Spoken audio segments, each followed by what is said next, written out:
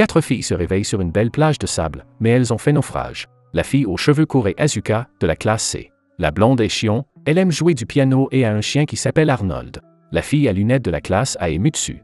La dernière fille est Omar, de la classe F. 20 heures plus tôt, Omar rêvait de son père. Il lui a enseigné tous les trucs de survie, de l'autodéfense à la consommation des parties intimes des animaux. Lorsqu'Omar s'est réveillée, elle s'est retrouvée sous le regard de 3 filles. Elle se trouvait au milieu de l'océan et avait soif. Asuka eut le courage de dire qu'elle avait de l'eau en abondance. Voulait-elle dire de l'eau de mer? Je ne pense pas que ce soit une bonne idée. Soudain, plusieurs poissons se mirent à sauter tout près d'eux. Omar saisit une canne à pêche et la pointe vers un poisson. Soudain, elle enlève son chemisier. La jeune fille l'a enroulé autour du poisson et l'a pressé pour en extraire des fluides. Elle a pratiquement pressé un jus. Pendant ce temps, Omar dit que les poissons volants indiquent que la Terre est proche. Mutsu a calculé la probabilité en utilisant le théorème de Pythagore, pensant que la Terre est à environ 4 ou 5 km. Asuka est impressionnée par l'intelligence de Mutsu. Bien sûr qu'elle l'est, elle porte des lunettes. Shion, quant à elle, mourait de soif. La fille au jus de poisson la fit s'allonger, ouvrir la bouche et fermer les yeux. Asuka sursaute lorsqu'Omar enlève ses sous-vêtements et se place au-dessus de Shion. Omar assura à Asuka qu'elle était stérilisée, ce qui ne la rassura pas. Pas du tout. La délicate Shion attendait toujours, ignorant tout de la boisson désaltérante. La nuit tombait et il n'était toujours pas secouru. Le lendemain, Shion aperçut une petite île. Avec le courant, elle l'aurait manqué. Elle n'avait donc pas d'autre choix que de nager. Mais Omar savait que ce serait difficile, d'autant plus qu'un requin-tigre nageait non loin, mais elle garda le secret pour éviter que les filles ne ratent l'occasion. Malheureusement, Asuka reconnut immédiatement le requin. Paniquées, les 3 filles se sont précipitées vers le rivage, tandis qu'Omar a calmement attrapé son téléphone et a jeté la batterie sur le requin. Le requin est légèrement électrocuté et s'éloigne. Les filles se retrouvent sur une île isolée, sans abri, sans nourriture et sans eau. Mutsu tombe à genoux de déshydratation. Omar se porte donc volontaire pour trouver une source d'eau, tandis qu'elle ordonne aux autres de ramasser des bouteilles vides. Soudain, elle attrape quelque chose qui vole et le mange comme si de rien n'était. Omar dit qu'il y a 5 façons d'obtenir de l'eau, à partir des animaux et des plantes, par purification, par distillation, à partir de l'eau de pluie et en trouvant une source d'eau. De toutes ces solutions, la dernière est la plus probable, mais la bouche de Mutsu est trop sèche jusqu'à ce qu'Omar l'embrasse. Quoi? Mutsu reçoit également en cadeau une pâte d'insectes provenant de la sauterelle qu'Omar a mangée plus tôt. Tout ce que Mutsu parvient à dire, c'est « Mon premier baiser avait le goût d'une sauterelle ». Dans l'espoir de trouver de l'eau, Omar et Asuka s'enfoncent dans la forêt pendant que Shion s'occupe de Mutsu, mais Asuka se plaint déjà d'être fatiguée. À ce moment-là, Omar aperçoit une mouche, ce qui signifie qu'il y a peut-être de l'eau à proximité. Pendant ce temps, Shion dit à Mutsu qu'il ne fait pas confiance à Omar, bien qu'il les ait sauvés d'un requin. Pendant qu'ils discutent, Shion réalise que Mutsu pourrait se sentir mal à l'aise en s'allongeant sur le sable, alors il cherche un oreiller convenable sur la plage. À son retour, Shion rapporte une noix de coco séchée. Mutsu dit qu'elle a dû dériver jusqu'à cette île car Omar a dit qu'il n'y avait pas de noix de coco ici. Mutsu suggère de la partager avec les autres pour s'hydrater, mais Shion est comme s'il attendait quelque chose d'autre de la part de Mutsu. Shion s'approche de Mutsu et lui révèle son penchant pour les compliments. Elle aime entendre qu'elle est une bonne fille. Pendant ce temps, Omar découvre un sol humide qui doit être un ruisseau.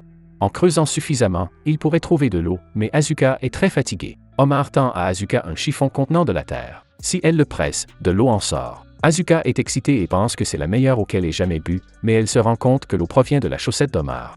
Pendant ce temps, la noix de coco séchée de Shion n'a plus d'eau. Il n'y a donc pas d'autre moyen de sauver Mutsu de la mort, mais Shion dit que s'il arrive à faire pipi, Mutsu pourra la boire pour survivre. Heureusement, il pleut suffisamment pour qu'il puisse recueillir de l'eau et il n'est pas nécessaire de boire de l'urine. Omar suggère de construire leur abri. Cependant, Asuka se plaint qu'ils n'ont pas l'énergie nécessaire pour le faire, car ils ont faim. Eh bien, s'ils veulent manger, Omar leur apporte un repas nourrissant, à savoir quelque chose de gluant dans un bocal, des cigales, un oursin et des algues. Les filles doivent revoir leurs attentes à la baisse et apprécier ce repas juteux. Pour être juste, Asuka propose de jouer à pierre-papier-ciseaux. Le gagnant choisit ce qu'il veut manger. Au premier tour, Shion gagne et choisit l'oursin, le plus comestible. Asuka a des vues sur les algues, mais perd face à Mutsu, qui les choisit au hasard, mais elles sont bonnes. N'ayant plus que le bocal et les cigales à choisir, Asuka prend le bocal après avoir gagné contre Omar. À première vue, cela ressemble à de la confiture de myrtille, et Asuka s'empresse de la manger sans la sentir. Peu de temps après, Asuka vomit car la confiture est déjà périmée. Il ne reste plus que les cigales et Omar aiment les manger car elles ont le goût de crevettes. Le soleil se couche déjà et ils n'ont d'autre choix que d'endurer le froid de la nuit. Le lendemain, les filles commencent à construire leurs abris. Asuka a terriblement faim et pleure comme une enfant. Heureusement, Omar dit qu'ils n'ont plus de lianes et qu'elle va chercher dans la forêt. Pensant y trouver de la nourriture, Asuka se porte volontaire pour l'accompagner. Alors qu'elle se promène dans la forêt, Asuka aperçoit une plante qui ressemble à des feuilles de taro ou de pommes de terre. Asuka est tellement excitée qu'elle l'arrache du sol. Asuka veut en prendre une bouchée, bien qu'Omar l'avertisse qu'elle pourrait être toxique. Les filles font un test de comestibilité. Omar a appris cela de son père. Il faut couper un aliment en deux et l'essayer sur sa peau. Si cela vous irrite, c'est que ce n'est probablement pas comestible. Asuka offre sa peau inférieure pour tester la nourriture. Omar pousse fermement le tubercule sur la fesse d'Asuka. Il devrait attendre 15 minutes avant de montrer des effets secondaires, mais la peau d'Asuka se met immédiatement à démanger. C'est un poison, mais Asuka a faim.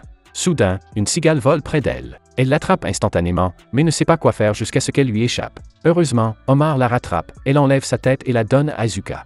Elle déclare à nouveau que la cigale a le goût de crevette et, étonnamment, Asuka est d'accord. Après avoir réfléchi à sa vie normale, Shion suggère de prendre une douche. Elle pense qu'au cas où les sauveteurs arriveraient, ils ne se plaindraient pas de l'odeur qu'elle dégage. Réfléchissant longuement à cette chose ridicule, Omar accepte. Omar propose une douche alternative créée avec une feuille de plastique. Shion hésite d'abord parce qu'être nu devant eux est plutôt inconfortable. Ou peut-être pas.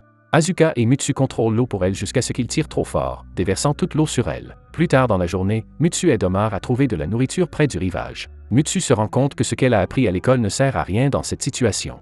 Heureusement, Omar est là pour lui apprendre. Ils entrent tous les deux dans l'eau pour trouver des crustacés. Le premier que Mutsu trouve est un bulot. Elle est si fière qu'elle en ramasse d'autres, sans savoir ce qu'ils sont, du moment qu'il s'agit de coquillages. Les coquillages commencent à bouger et on découvre que certains sont des Bernard l'ermite. Kawaii. La jeune fille tente de les rejeter à l'eau, mais Omar lui dit qu'elle préfère les Bernard l'ermite. Sans hésiter, Omar apprend à Mutsu comment les manger. Il suffit de les sortir de la coquille, où se trouve la meilleure partie. Après avoir ramassé suffisamment de mollusques, Omar allume un feu. Omar leur apprend à manger correctement un crustacé, jusqu'à ce qu'ils se rendent compte qu'il n'y en a plus pour Omar, mais la jeune fille s'en moque, car elle a un bocal entier de Bernard l'ermite, qui sont ses préférés. Omar fait cuire ses Bernard l'ermite et dit qu'ils sont prêts à être mangés lorsqu'ils deviennent rouges. Les trois filles hésitent à les goûter parce qu'ils ressemblent à des araignées et à des scorpions réunis, mais elles ne peuvent pas faire la fine bouche dans cette situation désespérée. Omar leur dit de ne pas s'inquiéter car cette fois-ci, ils vont chasser des animaux. Apparemment, Omar a vu des empreintes de pas sur le rivage et conclut qu'il s'agit d'un écureuil. Il est temps de passer à la leçon suivante de Omar Sensei, les pièges. Il existe 4 types de pièges primitifs. Le piège à collet, les animaux meurent par strangulation, la lance, elle transperce la créature, le piège mortel, elle l'écrase à mort, et le piège à fosse, elle la fait tomber dans un trou.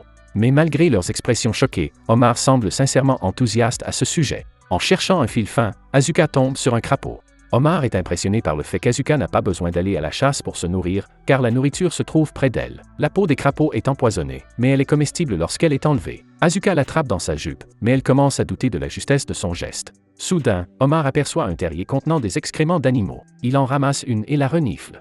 Omar en conclut qu'il s'agit d'un lapin. Au retour de la petite promenade, Mutsu informe Shion qu'Asuka a attrapé un crapaud. Mais le crapaud a disparu.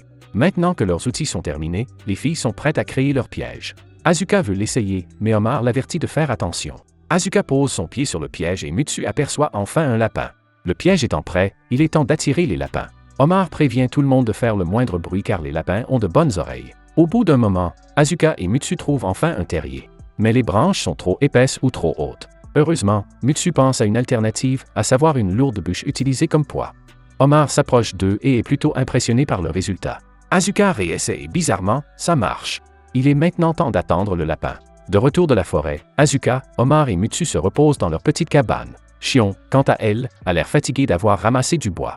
Elle demande combien de temps ils doivent attendre avant de pouvoir manger. Shion demande ce qu'ils devraient manger pour le dîner de ce soir. Des coquillages? Omar promet à Shion de plonger dans l'océan pour trouver des coquillages turbans. Asuka et Omar partent plonger dans l'océan. À cause de la pression et de l'obscurité, Asuka ne voit presque rien.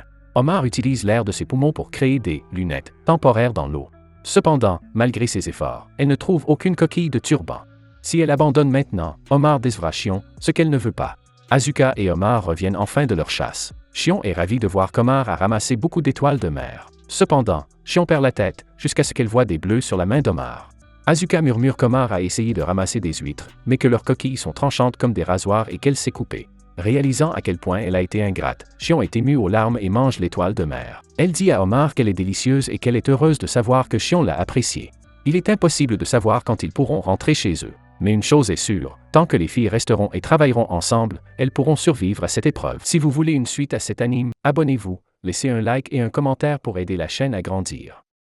Merci d'avoir regardé cette vidéo.